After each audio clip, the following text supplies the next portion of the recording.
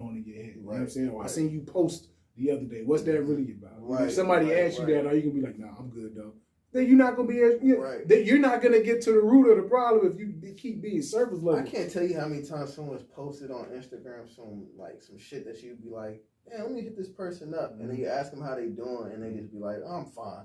You get a vampire, you know what I'm saying? These damn energy vampires be out here just like, yo, they trying. Yeah, they trying to get you to get they trying to get attention for themselves, you know, things like that. But sometimes I do think people are going through stuff and they asking for help. But at the same time, when someone is offering you like conversation, you should have that conversation. But some people don't know how to speak their shit out. Yeah. So, are you one of those people? Oh no, I know. I can talk. You stutter and get lying. I can talk my shit out. It just depends on who I'm talking to. You know what I'm saying? Like if I'm real comfortable with a person, like for me, I like to talk my shit out. Like I like to smoke a blunt and get all my feelings out, because when you hold this shit in, like it doesn't do anything be bad for your health, for real.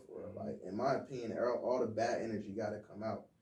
Like I had a tendency when I was back in the day when I was younger to get angry, but not really disperse the anger. So like, you know how most people you know how most people would yell and shit like that. Like I hold my shit in, I go in the crib and like beat them out. Cause I used to think it was weird to just like act out. You the type to cry in the car. Right? I'll punch holes in the wall. Like I'll go home and do it by myself. So you'll internalize it. Yeah, and then it'll hold that shit in. But I learned, like, sometimes it's all right to cuss people out. You know what I'm saying? It's all right to say your point across, your point across right in the moment, and then be done with it. You got to let go, because internalizing it, what it'll do, it continue. I would internalize a lot of stuff, but I realized that the psychological and emotional effects it'll have on me. It's like, damn, like, why aren't I as you know what I'm saying? Why are my communication skills not up to par? Right. Because when I feel something, sometimes like, I don't talk it out. I'll internalize with myself. Yeah. I'll talk to myself about it, but I won't address the person. Right. So now when the conversation get heated, I don't know how to be like, yo, this is what it is. I'll be like, yeah, whatever. Because I'm going to talk to myself about it later. You know what I'm saying? We got to change that. Yep. That's a fact. That's a fact. Man. That's a fact. So you say you're 30 now, man. So being 30, what have you learned, you know what I'm saying, on the road to 30? Handle your business. Yep. Do what you got to do. You know what I mean? Like, 30 isn't old. You know what I mean? Like, you know how, like, when you coming up to 30, like, oh, goddamn, I'm about to be old as shit. You still feel like you were 20. You know what I'm saying? I still feel young, but I'll tell you, there was a responsibility, like, check that just hit me. Like, 30 came, it was like, okay, you still young, but look, be more responsible. You know what I'm saying? I'm about to have my second kid. Yeah. You know what I'm saying? And it's like, and when you have kids add, like, it's a pressure. It's not necessarily a negative pressure, but it's just an element to your life that's like, yo, it's not about you no more. Right. You can't just sit here and get high all goddamn day and thinking life is going to be good. You got kids to take care of. And they're going to be looking at you and looking up to you like, yo, what my daddy about to do? Yep. You know what I'm saying? It's like, what legacy are you trying to leave for your kids? And when you dead and gone, you got kids running around, they're going to be like, okay, my dad used to do this. He used to tell me this. This is what he wanted to do. Now, if it's aligned with what I like to do, I may try to take his legacy and push it forward. And that's why, you know what I'm saying, that's why I'm sitting there thinking about when it comes to my mom. You know what I'm saying? I adopted the things that my mom liked to do. You know what I'm saying? Now, she just turned 69. You know what I'm saying? But it's like, if something was when something happens and I have the same interest, can I carry my mom's legacy through me to keep it going? But you know what I'm saying? So, but that's what responsibility of having kids and just life and everything in general, that's what it does for you, man. Like, I'm telling you, when I first had, when I had my daughter and she was in my hands, obviously, like, before you have kids, when they're pregnant, you go through, oh, man, am I ready? Oh, the jitters and stuff. I don't know if I got to get money up. I got to do this, that, and the third. All that anxiety that's just built up in your mind. When that kid comes out and they place the kid in your arms, bro, all that shit go away. Because it's like you embrace that moment, you embrace the now. It's like, yo, I was tripping. It's like a reset button. I feel what you're saying. You know, and it's like, and with my daughter living with her mom in Atlanta, it's just like that whole thing was psychologically messing me up. It's like, how do I live without my kid? Right. This is weird. You know what I'm saying? Is my kid gonna grow up and make me feel like, oh, daddy, you didn't want me? You know what I'm saying? Daddy, you having another kid with another one. You know what I'm saying? You battling all that. But then it's just like, now I'm about to have a son. You know what I'm saying? With another woman. You know what I'm saying? This woman is my fiance. So the dynamic changes. You know what I'm saying? So get over there. You got to balance that relationship. Yep. But then it's like over here when my son comes, there was a lot of turmoil, me psychologically, emotionally through this whole process. Mm-hmm. And then it's just like now it's just like there's a light at the end, not even at the end, but there's a light that I know is going to be there's a new reset button. Mm. So everything that I was going through psychologically, emotionally, and within my strength went into the seed. You see what I'm saying? Yep. So all that energy that goes into the seed, and then now that the seed has been, you know what I'm saying, now that it's been planted, you have to kind of nurture the house that the seed is in, because all that energy is going to make the seed. I see what you're saying. You know what I'm saying? So if you get a girl pregnant and then all the type, and you piss off, what do you think that's going to do with your son or your daughter? Yeah. You know what I'm saying? So you just got to be happy in the process. So by the time that son come out, I can be like, yo, thank you. Yeah. And that's, the legacy is right there. But you obviously be in the kid's life. Don't be one of them type of niggas. Yeah, you're right. I'm just saying, like, you don't want to be that guy. But, you know, if you do, fuck it. You know, it's your life, goddamn. It is your life. It's plenty of them out there not doing shit. But, you know, you're an example of a man who's actually, you know, taking care of their own. Man, I'm trying. I'm not going to say I'm just this, man. Look, how people may see me, oh, wait, that man. I hate all that shit. Man, like, if you really want to know me, just talk to me. Yep. Just pull up on me. Say what's up. Don't treat me like I'm just this, hey, he did this, that. I don't give a about none of that. Yeah. Because at the end of the day, it's about genuine conversations. Genuine, and I'm always willing to help anybody. Yep. My fiance get on me all the time. Why you want to help them? It's just in my blood, man. It's just in my spirit. That's just who I am. Yep. So if you ever have a question, like, hit me. Yep, I got you. You know what I'm saying? For sure. Like, you definitely like a mentor to me. For sure. That's why people didn't know. That's why he came in. Yeah, that's what he do. You know what I'm saying? But man, like, honestly, bro, like, just sitting here listening to you talk, like, I'm already in my head, like, thinking, like, man, he got me thinking, like, I need to go home and kind of figure out, like, why am I really doing? You know what I'm saying? Like, you really gotta. It's fact, bro. Like, you have to. Just like this, drop the higher self. It's a double entendre. You know what I'm saying? Higher self, do your work. Right. You know what I'm saying? Be your own, for any opportunity that you feel like you're busy, do your homework. Hire yourself, get it done. But also by hiring yourself, you're aligning yourself with your higher self. In order to get there, you have to do your work. You have to ask yourself these questions. You have to have that alone time. You have to have divine intervention and divine moments like this. Like, damn, I did a podcast with Waiter. I didn't even think to go this way, but now I'm at home thinking about what I need to do. You have to go through that, but you have to act on these things because that's all a part of the evolutionary growth. I can tell you, man, there's going to be people with you, and not everybody can go with you. Not everybody's on the same learning curve. Yeah, that's something I'm learning actually really in the last month or so since I've been back trying to deal with all this, you know, entertainment shit, is certain people aren't going to, especially when you take it real serious, certain people aren't going to be able to either deal with what comes with it, or they're just going to fall off. You know what I'm saying? Because I think sometimes we think because our friends are our friends, they're supposed to help us, but they're not. You know what I'm saying? Yeah. They have their own decisions to make, and really you just want to align yourself with the people who are actually helping your business or whatever you're trying to do go. That's what I've been learning, like, not to hold on to people. You know, you can't do it, you can't do it. And then, you know, it's kind of hard. It's hard at times because, like, you notice that you don't want to F the relationship up. But it's just like... And then if you know your potential, you know what you're about to do, and you're like, and you really care for a person, you're like, man, I don't want to ever have you come back and be like, yo, can you help me? Because that's going to make me feel some type of way. You know what I'm saying? But that's all a part of doing your work. You got to go through it. You got, you know what I'm saying? Because if you know that doing that will get you here, and all you think about is getting here, you can't skip it. You gotta do it. Yeah, that's a fact. So hire yourself, man, to get to your higher self. Do your work, bro. Do your work. For sure. So what's next for Waiter, man? Like, what's on the agenda next? I couldn't tell you.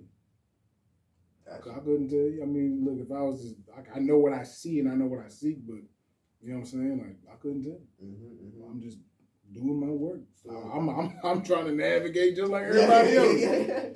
Yeah, I feel you. Couldn't tell you. So is it more, are you going to have more content coming on the Chillin' Network soon and all that? Always, man. Always, man. But what I would say that I can see is that we are going to do justice. We are going to put a dent in the goddamn entertainment industry because we're tired of seeing all this negative black content. When everybody, you know what I'm saying, both side middle is going to change the industry. Has that came out yet? It ain't out yet. Okay. It ain't out yet. And the reason why, because it's like, yo, if you look at all the entertainment stuff that we see that glorifies all this negative shit, we like it, but we, you know what I'm saying, it's negative. Yeah. We keep kind of talking about it. This documentary is a positive story. It's talking about positive men that were in the community doing positive things for black folks just to get them through stuff. Because it's about a time from 75 through 85 from Brooklyn, New York.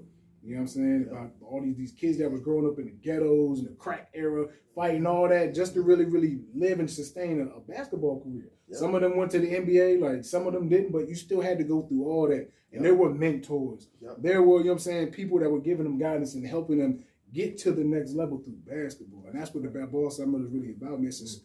It's not the basketball story, but it is a Brooklyn basketball story. And I'm telling you, man, we just got to get past all the Hulus, the Netflixes, and all the Tubis that want to take on this negative entertainment, bro. Yep.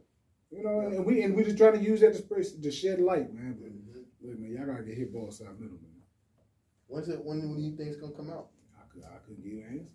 Got you. It's done. Yeah. You know what I'm saying? Yeah. But from, you know what I'm saying, from here to the audience, we're just trying to attach that platform that has the reach that we're looking for. I see what you're saying. So now you're giving us a little insight into how these things work. Because I don't think a lot of people realize when you make a project like that, you got to spend some time to actually get it to the right. You got to do all that. When people think you just shoot a video and put it out, nah, man. And you've been, now that I think about it, you've been working on that jump for literally for a couple of years. It's been about two years now. I'll tell you right now, we did it. We had got it done.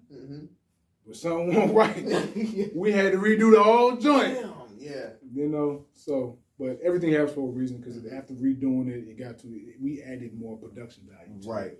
We added it honestly needed that because we had John Sally as our executive producer. Oh, okay. You know what I'm saying? He was out there Hollywood shopping. He said, "Brian got a convo." He was like, "Yeah, John said, don't touch it." He said, "Don't touch it." You know what I'm saying? But then he come back and say some other stuff. So we reshoot. You know what I'm saying? Add more production value to it. But this is like, you got to go through the process, man, and trust your intuition, trust the instincts, and just be down, man. You got to be 10 toes in it. Yep.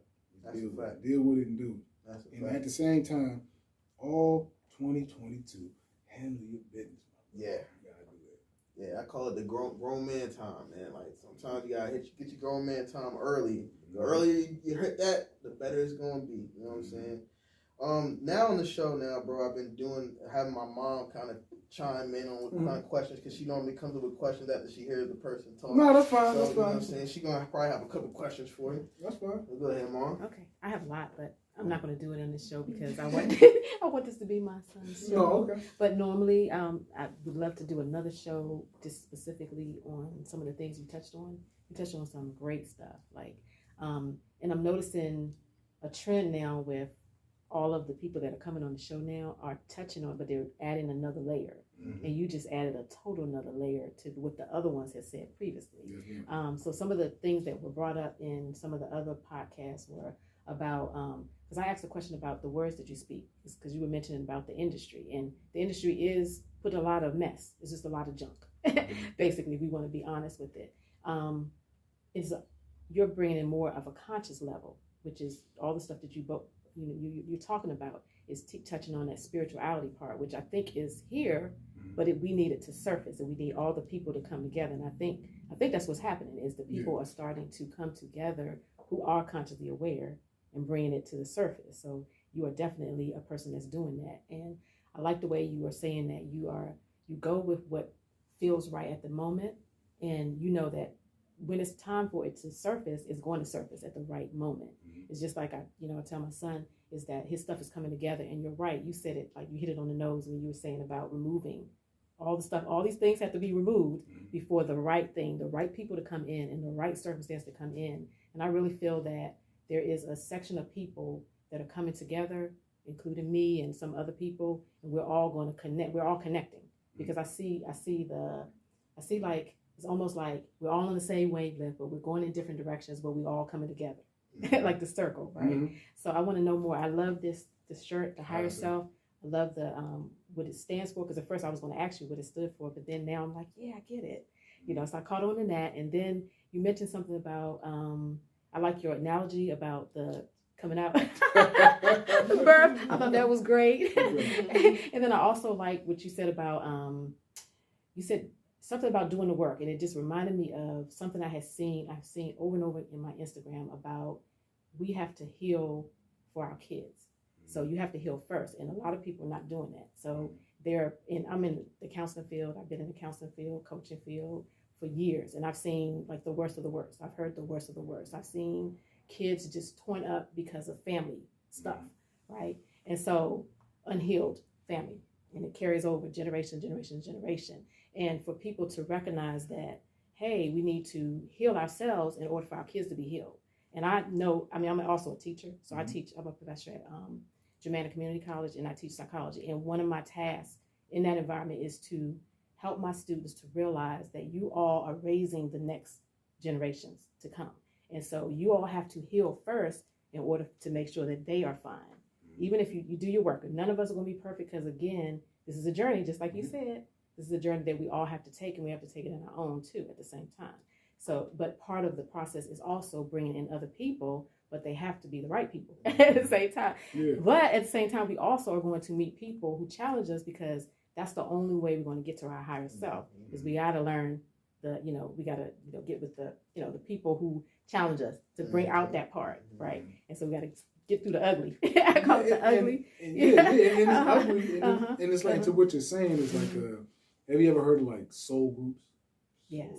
Soul groups. Okay. Yes. So from my understanding, what soul groups are, each lifetime you reincarnate with the same people every lifetime. They may switch roles and responsibilities in your life, but there's nobody that you never met before that comes into your life. And there are people, and I'm pretty sure everybody has these people. They're like they're in a different soul group, but these are the people that come into your life. You may only see them one time, but those are the people that change your life. So everybody, from your mom, the closest friends, everybody, me just even being here, you've had a past life. That makes sense. Because why you feel like you know certain people, or you know. And have you ever met somebody like, yo, why do you just feel like, you know what I'm saying? You feel like my brother. You know what I'm saying? Like, why do you say, or why his you? mom said I was his grandma. It's like, and you may look at the relationship with your mom and be like, yo, me and my mom are like best friends. I think that's from nowhere. I see what you're saying. And that's when it comes to doing your work, man. Because it's like, even when back to the healing, it's like you have to identify within yourself. What is it that I may think I'm all that and good, but I know deep down inside, when I'm in my bathroom butt ass naked, and I'm looking in the mirror, I know I got some problems with me. But you see what I'm saying? It's like you have to identify what your work is. And I think honestly, sometimes identifying what your work is, you have to be alone. You have to trust that gut instinct of like, I want to do this. I know my mom may say I want to do this, but let me try this. Because by you saying I want to try this, you know what I'm saying, there's like an umbilical cord of destiny that you may be following. So once you go this way, you may honestly feel like I did the wrong thing. But once you go this way, the things and the people and challenges, everything that's meant for you will meet you there. Ain't no wrong decision, bro. There's no I shall go left or right now, bro. Just go. And everything's gonna fall into place for you. But if you're not mindful of yourself, if you're not mindful of the spiritual process within yourself, and that the world is putting out, you will continually be lost and feel like, yo, what the F am I doing? Why is my life not working out right? Because you're not tapping in. You're not doing the work. And we know a lot of people out there. They always got bad luck or doing this, that, and the third, and wasting time. And you may be feeling bad for them, but you can't. You can't take them with you. You can only encourage somebody. Hey, I think you should do this. You don't want to do it? Do it. You know what I'm saying? So part of my business is to start to bring people into that quietness, because that is the part of our society has taught us. There's a lot of noise. And so we need the quietness, because you mentioned the quietness, which I thought was good too. When did you realize, well, I know you have a mom that was conscious, at some point. But in the beginning, was it when you were young that she was pouring into you, or was it later that she realized it and then? It's been my life. From the beginning, okay.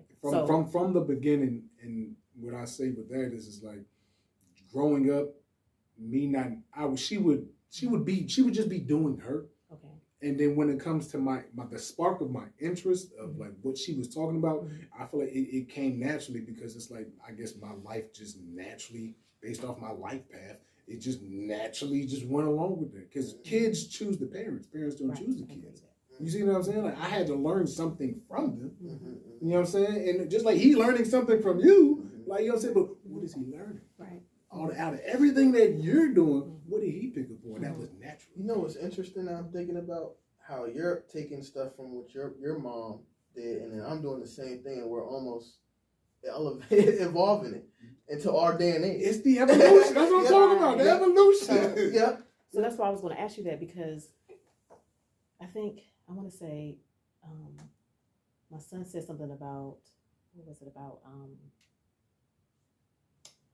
Black males not expressing emotions, and then you said you kind of brushed it off as not a problem. So I want to kind of just want to see where your perspective is coming, where you don't see that as a problem. I didn't say it wasn't a problem, but what I'm saying is like when it comes to the expression of emotions, I honestly feel like people don't express because they don't feel they can be vulnerable to somebody. Right.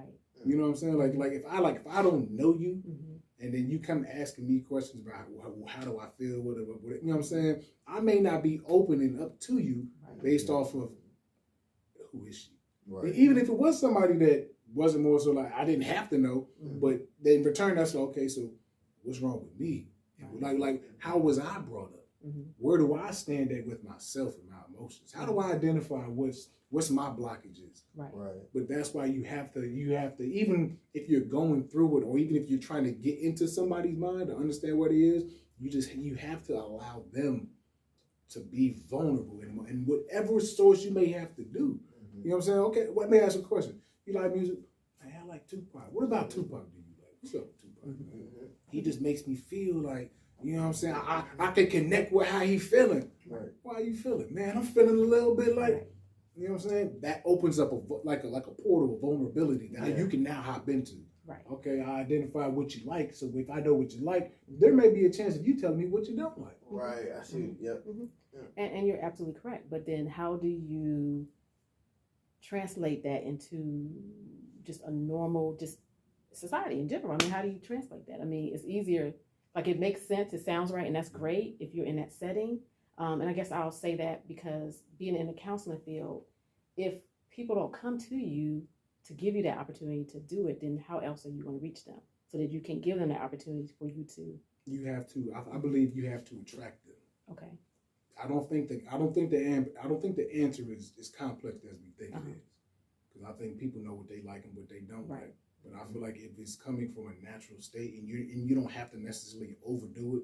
I was like, I basically saying like I don't have to over try to get you to come over to open up me. People will naturally gravitate towards the things that they feel comfortable with. Okay, I just wanted to.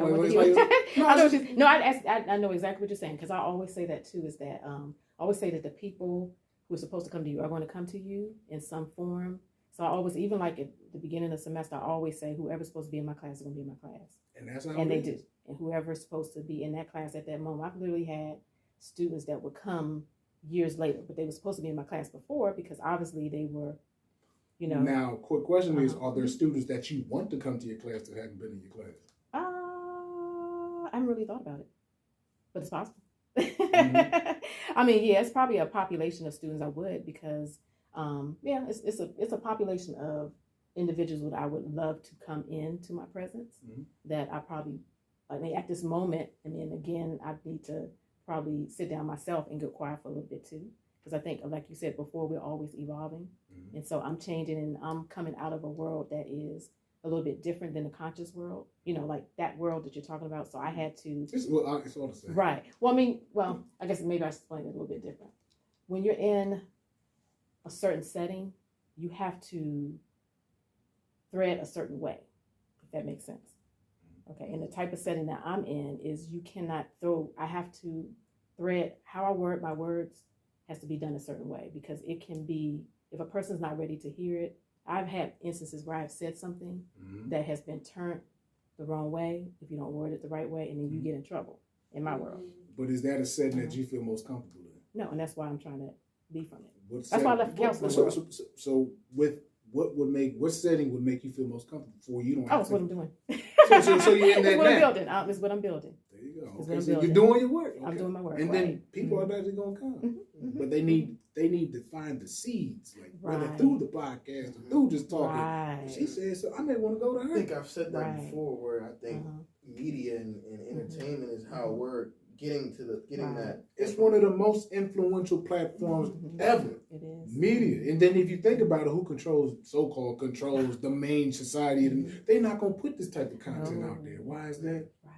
You see what I'm saying? So that's why it's on us. Right. There's no coincidence of why we're doing the same thing. Exactly. And they need both. We need both. That's why. Pay attention to the signs, my brother. That's what I'm saying. It's true. You're right. You see what I'm saying? Like, there's no coincidence. We're just talking about this, and it's both in our heart. You're right. This is true. Right. And now when he's ready now to come back into this world, he's ready to hear you. But before he stopped for a second, he paused for a second. I know you're ready. Just getting past the fear of having nobody around you. Right. Because the work has to get done. Right. Regardless. And then when the work is getting done, that baby, you're doing the work, that's the same thing as dropping the seed. Somebody's like, damn, he doing that. Because the work that you may have been doing, you may have been working, but the seeds that you were dropping, you know what I'm saying? They were in the wrong soil. Right. You know what I'm saying? You dropping it in the ignorant shit. Maybe you shouldn't be attaching yourself in the ignorant soil. You want to do some different shit? Get a new thing of soil. Drop a seed there, and then work hard on there. Then you'll see what really opens up for you. Definitely right. But don't be afraid to do it. Because we got one life. Yes. We were one lifetime, but then we died and we live someplace else. You either gonna go or you gonna stay back here and end up being a beetle or some shit. He said a beetle. I'm just saying. Does that make any sense? You know what I'm saying? Sure. It definitely does, yo. It definitely does. You got any other thing? No, this is good. This is really good. So you got to do your regular question because I want to hear. Okay, so my ending accountability. My ending question has normally been lately we've been doing okay, so you're 30, so what would you tell your 16-year-old self for advice? You know, when you become 30, don't get in relationships. Stay away from them. Focus on the work. And just don't be afraid to be different. I mean, I've always been different, but truly don't be afraid to go for it. Because you know what I'm saying? And make the most of your time, bro. Like, you know what I'm saying? Because when you say, because I'm pretty sure you can think back to when you were 14 years old, and you're like, dang, bro, if you would have just, you know what I'm saying? Just a lot of decisions was based off of what maybe not what everyone wanted, but what's the influences. They were strong back then. You know what I'm saying? Like you trying to be cool, you trying to do this, that, and the third. But I'm pretty sure, like you probably found what you wanted to do back then. But now, from being 30, telling my 15-year-old or 16-year-old self, man, don't worry about trying to find a woman. The right woman will come into your life. And you will find you. All you need is one woman, but don't spend your time at young ages trying to chase the women. You know what I'm saying? You can be emotionally and psychologically messed up trying to be a player. Don't do that. You know what I'm saying? But other than that, you know what I'm saying? Just go for it. Don't be afraid and handle your business, man. Handle your business. Hire yourself to hire yourself. Man. For sure. Well, man, it's been a great episode. I think everyone got some good wisdom from you and some good advice, man. So we definitely got to have you come back, and for sure. And I want to get on the Solely Me show, man. I dropped a piece. I think you liked it. I dropped some content from an old podcast me and my mom had did today. And I was like, why am I sitting on this joint? I just need to put it out. So I'm out here, my mom like, yo, man, people are inquiring. We need to do more. You know what I'm saying? And we gotta get my mom was so, she's like, just let me know what I need to do. Because I'm thinking about, what I want to do, I want to film her doing a past life regression. You know? Because what she does past life regression. She figure out all that, and then she ties it into genealogy to figure out who you were, can kind of find you. It's shit get deep. And if you really want me to find some information now, just give me your birth dates, the time you was born, and make sure you send that over to me, and I'll make sure she'll send you over some information about yourself so you can start doing your work. Okay. Okay. I definitely, I don't have no look, man. We try to get more content. For sure. We could definitely do that. Get our moms to do some stuff too. People need to hear that stuff. So we get the mom, you know what I'm saying? Maybe you can bring the weed. And I'm joking. See, get your mind right, young brother. Come on. What do you think your mother thinks about you? Oh yeah, let's get high. I'm talking my language, man. Okay. I'm doing my mental work sometimes. Hey, man. man, Sometimes I need mental work. But thank you for having me. Oh yeah, man, no problem. Anytime, bro. Anytime you want to come on, man, you already know it's your platform too, bro. That's how it works. Appreciate it. All right, man. It's another episode of What's the Niche Podcast with David Lamont. We out. Peace. Peace. Yay. Right, that was perfect. Yay. Yay.